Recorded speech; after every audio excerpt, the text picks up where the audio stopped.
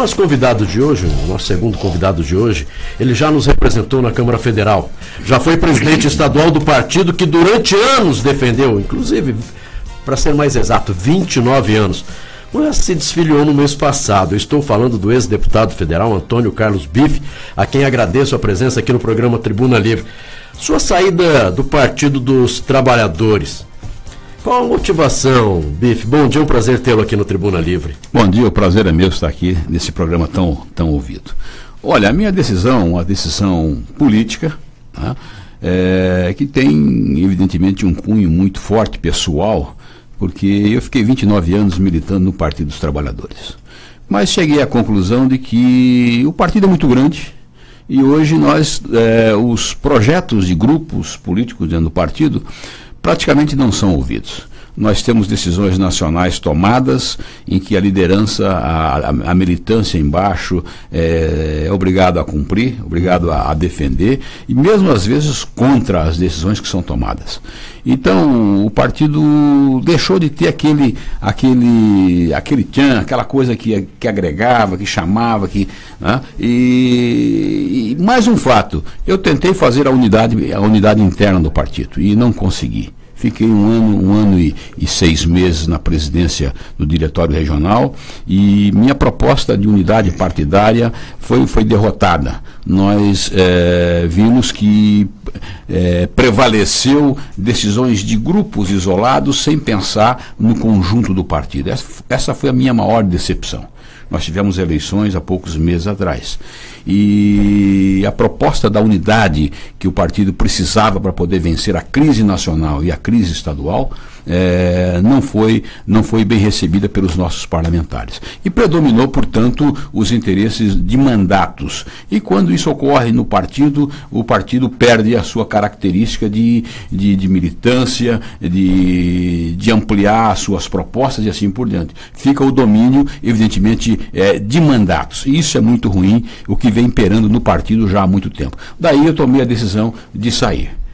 E saí, mas eu saio, evidentemente, com o coração, né, marcado, porque foram 29 anos de militância, de construção, de acreditar. E continuo acreditando nessas bandeiras. Continuo acreditando, entendo que o PT é um forte partido, é um grande partido no campo de centro-esquerda, e que, portanto, né, hoje mais de centro do que propriamente de esquerda, mas é um instrumento importantíssimo na luta do povo. E saio do PT e vou para o PDT, por entender também que o PDT tem as mesmas prerrogativas que o PT na sua luta. A defesa foi contra o impeachment, foi contra as reformas do Temer, está no fora Temer e defende a democracia. É, portanto, um partido menor que o PT. Não fui para um partido maior, como muitos fizeram. Muitos saíram do PT, foram para o PMDB, foram para o PTB, foram para o PSDB. Né? Eu não, eu fiz a opção de continuar na luta do trabalhismo. Na luta do trabalhismo no campo de centro-esquerda. E fiz a opção pelo PDT, embora tivesse convites do PSB, do PCdoB, até do PMDB. Né? Mas a minha opção foi clara por aquilo que eu acredito, aquilo que eu sempre defendi na minha vida, que foram os direitos dos trabalhadores, a luta pelas minorias, o negro, o índio, a reforma agrária, a escola pública, a saúde pública e os direitos dos trabalhadores. Claro que, desculpa, Sérgio, claro que com 29 anos, né, dentro do Partido dos Trabalhadores, para que a gente possa mudar desse assunto, mas essas denúncias, esses escândalos envolvendo o ex-presidente, ex-ministros do partido, também fez com que pesasse essa sua decisão de sair do partido, ou seja, olha, chateado com o meu partido, envolvido em denúncias. Como é que foi como é que é essa situação? Como é que você se sentiu no momento em que o Partido dos Trabalhadores foi denunciado, ministros, inclusive com delação aí do Palocci? E até que ponto isso influenciou a sua saída? Certo, eu entendo que essas questões pesam muito. Todos os partidos hoje, eles têm denúncias de envolvimento de alguns de seus quadros. E muitas denúncias, elas evidentemente são verdadeiras e outras não. Eu entendo que na questão do PT, o PT não é santo. Chegamos à presidência da República, reelegemos o presidente Lula, 2 mandatos, depois elegemos a Dilma, reelegemos a Dilma. Foi o único partido no Brasil que conseguiu fazer essa proeza. Isso não se faz vendendo camiseta, não se faz vendendo broche. Isso se faz, evidentemente, dentro das leis estabelecidas, que era o financiamento privado de campanha. Isso sempre existiu. Isso foi da política brasileira. E, de repente, virou crime, porque o PT conseguiu chegar, fez 4 mandatos consecutivos, exatamente usando a mesma legislação. De repente, virou crime. Caixa 2, financiamento privado, virou crime. Mas a lei permitia. Alguns abusaram desse dispositivo. Abusaram. Vai dizer que no PT só tem santo, isso é, na esquerda só tem santo? Não. Alguns abusaram disso. Alguns abusaram em função de eleger uma bancada maior. Outros não, outros em benefícios próprios. Isso tem em todos os partidos e isso eu advogo que quem fez isso, mesmo dentro do PT, tem que ser penalizado. Entendo que a campanha de denúncia em cima do presidente Lula é extremamente injusta. Tem equívoco? Claro que tem. Ninguém fica 8 anos na presidência de um país e agiu como uma freira, como um padre, na tentativa, um pastor na tentativa de ser correto em tudo. Tem os deslizes? Claro que tem. Tem concessões, né? Isso é do jogo. Agora, a campanha feita em cima do presidente Lula é uma campanha extremamente desonesta. E não tenho dúvida, faz parte do golpe das forças reacionárias, porque foi o momento em que o país viveu a possibilidade de sair do estado de colônia que nós sempre vivemos. Nesses 12, 13, 14 anos do governo PT, nós experimentamos desenvolvimento, crescimentos fantásticos, distribuição de rendas, melhorias na educação, melhorias na saúde, na infraestrutura, no protagonismo internacional. Isso foi forte, nos direitos humanos, na reforma agrária, isso foi muito forte. O que a direita brasileira, que é extremamente medíocre, não aceita. Aliado ao capital internacional, porque está de olho na nossa Amazonas, está de olho no pré-sal, está de olho nas empresas de energia. Está aí a China comprando a preço de banana usinas hidrelétricas brasileiras, o Temer colocando um balcão de negócios no Brasil, e é preço de banana, liquidação. Então isso é muito triste e não há ninguém para fazer um protagonismo para parar com isso. Os direitos sociais, os direitos dos trabalhadores, os direitos humanos, todos hoje ameaçados. Quer dizer, nós estamos regredindo a 2000 até bem mais. Vamos levar 10, 15, 20 anos para retomar o crescimento que nós tínhamos em 2006, 2008. Então isso é triste. E essa campanha em cima do presidente Lula é para tirá-lo de 2018. Para as esquerdas não terem um candidato competitivo. Conversávamos com o Sérgio Cruz nos corredores. Eles não fizeram tudo isso para entregar para o Lula em 2018. Eles vão condená-lo sem prova, como está o Moro. O Moro não tem prova, tem convicção. Isso é uma aberração. E aí você vê um próprio Aécio, você vê o próprio Temer, a segunda denúncia do Ministério Público, e vai se safar, porque ele vai gastar o dinheiro do orçamento para se livrar. Coisa que a Dilma não fez, porque se a Dilma tivesse comprado, né, no modo de dizer, 50 deputados, ela não teria sido cassada.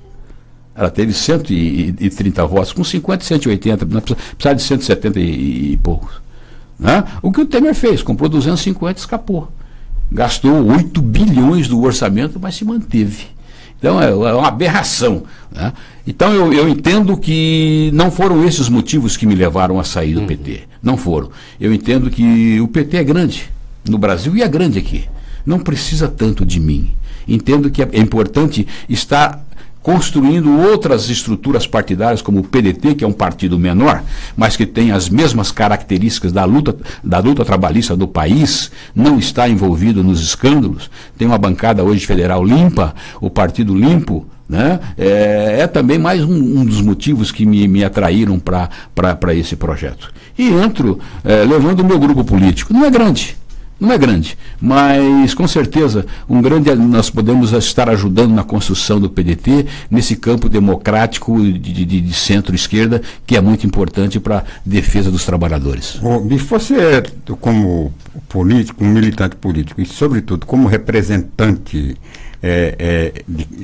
no exercício de cargo eletivo, a sua representação ela está ligada, né, umbilicalmente ligada ao grupo magistério. É claro que não só os professores que te elegem, né, mas sim, é um grupo que realmente que deu suporte para as suas eleições de deputado federal aqui no Mato Grosso do Sul. Como é que esse grupo magistério, você deve ter consultado, né, as lideranças, como é que esse grupo magistério vê a sua saída do PT?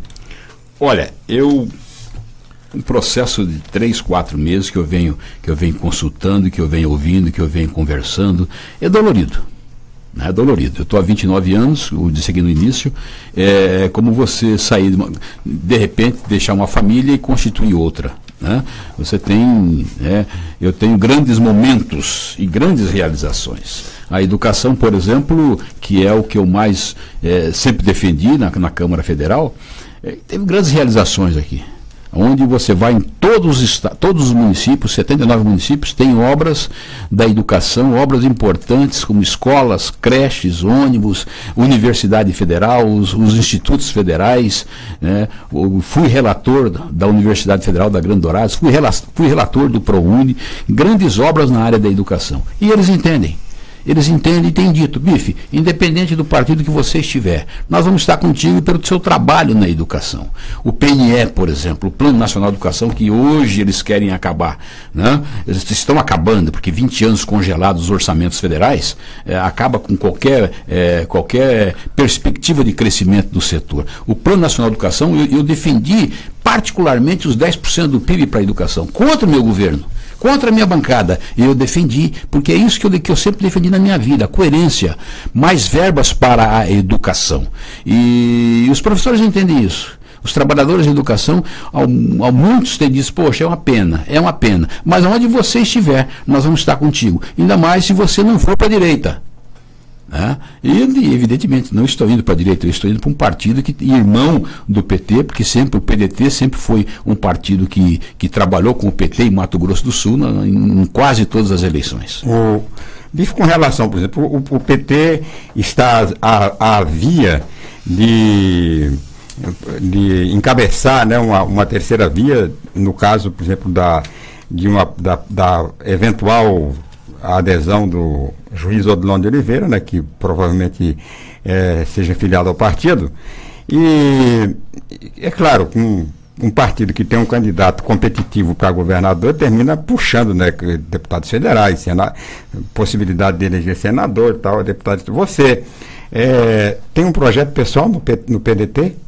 Olha, as pessoas têm dito, Bife, se você ficou 3 mandatos como deputado federal, você teve votação boa, você perdeu a última eleição, a tua reeleição, por 1.407 votos.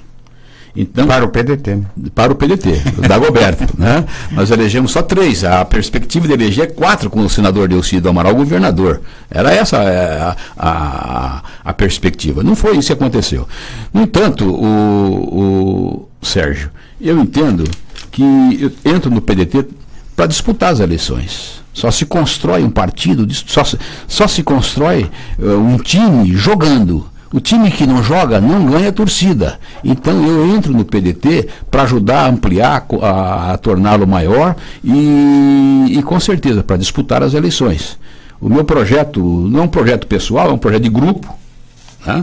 Porque entendo que a educação tem que ter representante, a saúde tem que ter, os trabalhadores têm que ter representante.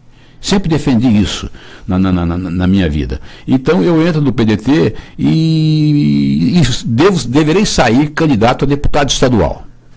No momento. É evidente que o PDT tem o Odilon como pré-candidato ao governo do Estado.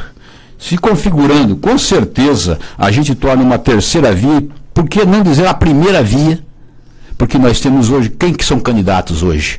O Azambuja para a reeleição, muito desgastado, inclusive na sua base, os que o apoiaram, os que o financiaram, hoje não querem falar nele, ele terá muita dificuldade para a reeleição, e o André Putinelli, que também terá muita dificuldade para sua reeleição, para ser candidato. Portanto, sobra quem?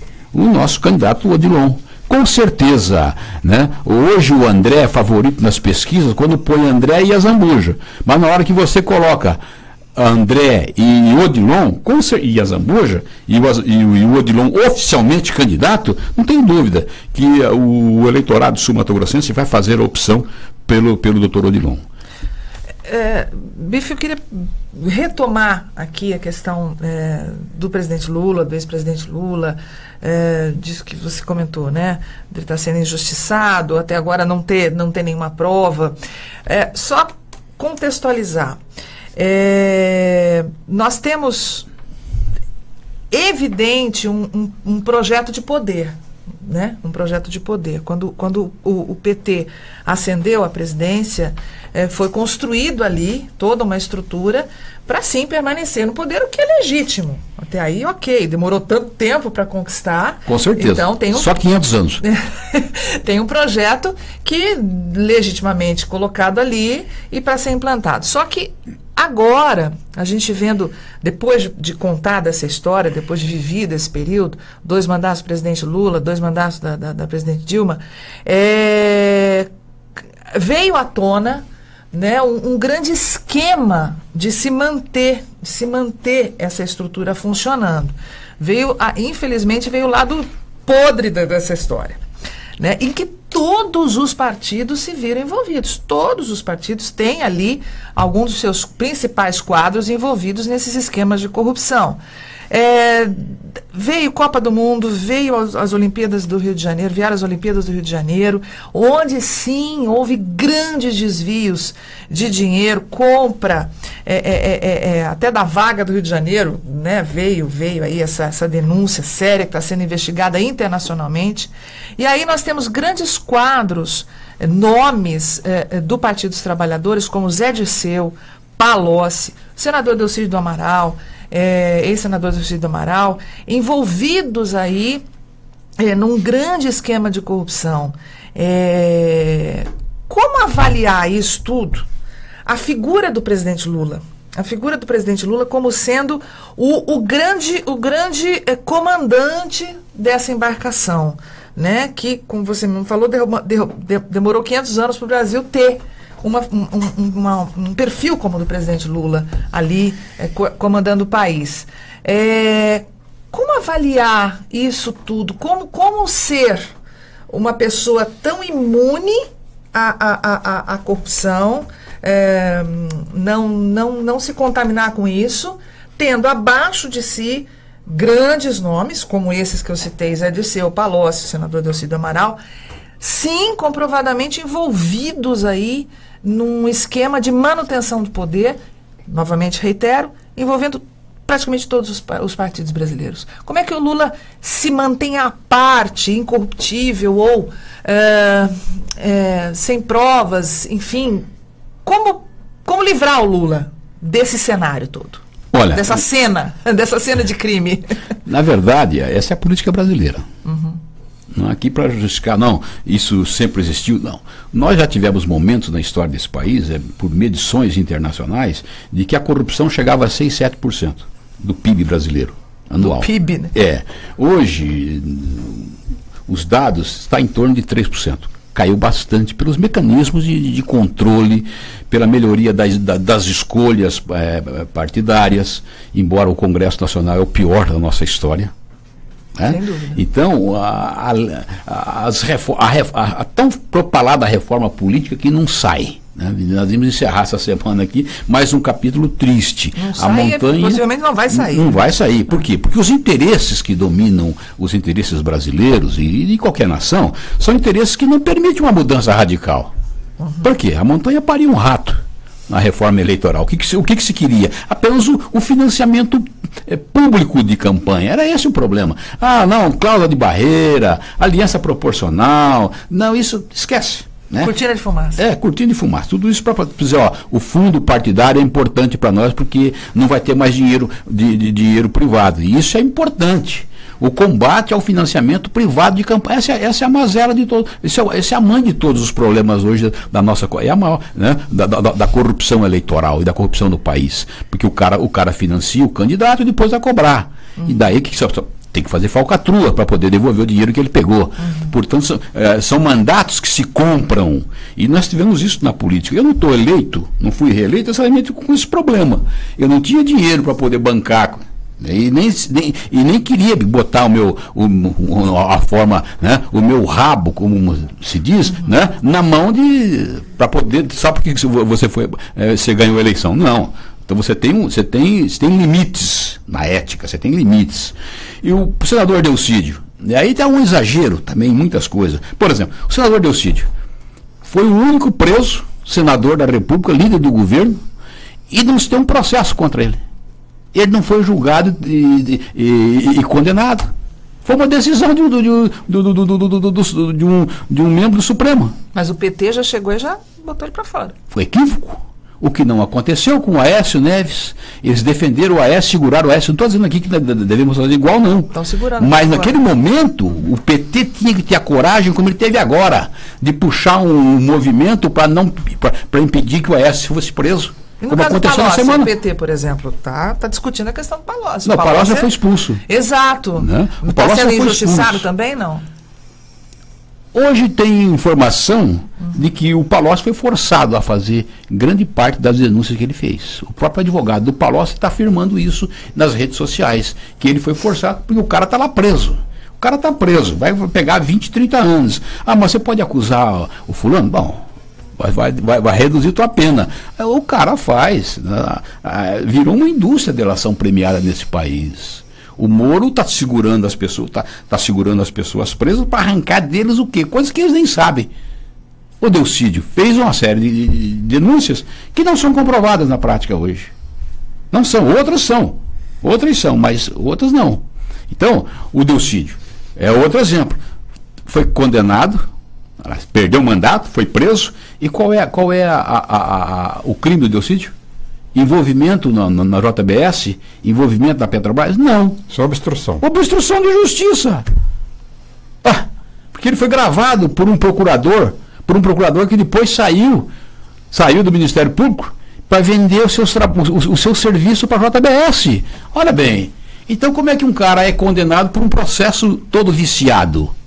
Então esse tipo de Delcídio é uma das coisas que vem acontecendo com o Zé Dirceu. Acontece também com o Aécio. Tem muita coisa com o Aécio também, com o Temer, muita coisa aí desse meio que é fantasioso. Mas evidentemente que tem crimes que tem que ser punidos. No Zé Dirceu, eu tive a oportunidade, como deputado federal, de votar a cassação do Zé Dirceu. Eu estava naquele momento. Não havia uma prova. Não havia um A contra o Zé Dirceu. Prova. No entanto, a Câmara Federal resolveu cassá-lo. Ele foi cassado sem nenhuma. Está aqui o fato, está aqui o cheque, está aqui a nota que ele assinou, está aqui a gravação. Não tem isso. Então, ele foi. Por quê? Porque ele é o grande pensador das esquerdas brasileiras. Não só da esquerda brasileira, da esquerda mundial, o Zé Dirceu. É um grande pensador, é um grande articulador. E foi a partir dali que começou a fazer a derrocada do PT. Todo esse projeto popular começou-se com quem? Com a queda do Zé Dirceu, depois vieram outros, né? Palocci, depois o próprio Delcídio fazia parte do script para derrubar a Dilma, que a Dilma não percebeu. A Dilma largou o Delcídio, a Dilma sabia, na véspera, que o Delcídio ia ser preso, porque o Supremo não age sozinho. E ele se articula, ele se informa, ele conversa. E a Dilma sabia, às 10 horas da noite, da véspera, que o Delcídio ia ser preso no dia seguinte, o líder do governo dela. E ela não fez nada, deixou, achando que ela seria inatingível. E deu no que deu. E hoje quem paga a conta? Os trabalhadores, que estão vendo a sua aposentadoria ir para o espaço, a CLT acabando, o desemprego com 14 milhões de brasileiros, os direitos sociais nossos, né, indo todo para o espaço. E a pátria brasileira sendo vendida. Isso não acontecia no governo do PT. Em que pese todas as mazelas da política, mas o PT sempre soube defender a soberania nacional. Isso é muito importante. Esses caras não. Estão vendendo o Brasil a preço de banana para quem quiser comprar. né? E logo estão se desfazendo dos ativos do Brasil, coisa que a gente defendeu com unhas e dentes. A Petrobras, que valia 12 bilhões quando Lula assumiu e chegou a 100 bilhões, né? E as demais empresas brasileiras, a nossa soberania. Ninguém fala mais num espaço na ONU para a gente ter uma cadeira lá, acabou. Ninguém fala mais na distribuição de renda, para quê? Acabar com isso. Ninguém fala mais no ProUni. Agora vão cobrar mensalidade nas universidades federais. Ontem tivemos um triste episódio de o reitor da Universidade Federal de Santa Catarina se suicidar de vergonha pelo que fizeram com ele. Aí no final o que acontece? Prova que o cara não devia. Para que fazer tudo isso? Então o Brasil vive hoje uma situação muito difícil, e se vozes consequentes desse país não tomarem o controle, não digo força militar, não, pelo contrário, né? Forças populares democráticas devia ser o Supremo, mas infelizmente ele está acovardado, tá? Bife, quero agradecer a sua participação. Passamos já 5 minutos do nosso tempo, né, e te desejar sucesso dentro do seu novo partido, o PDT, o Obrigado. Partido Democrático Trabalhista. Eu agradeço o espaço que vocês nos concedem. Um abraço. Um abraço. Conversamos aí com o ex-deputado federal, ex-dirigente do Partido dos Trabalhadores em Mato Grosso do Sul, Antônio Carlos Bife. Um abraço a todos os nossos amigos aí.